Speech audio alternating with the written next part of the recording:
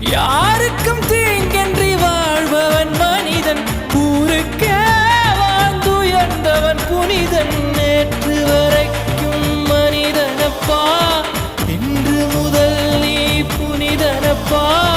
நேற்று வரைக்கும் மனிதனப்பா, இன்று முதல் நீ புனிதனப்பா. வெற்றி கொடிகட்டு மலைகளை முட்டும் வரை முட்டு, லட்சியம் எட்டும் வரை எட்டு, படையெடு படையப்பா.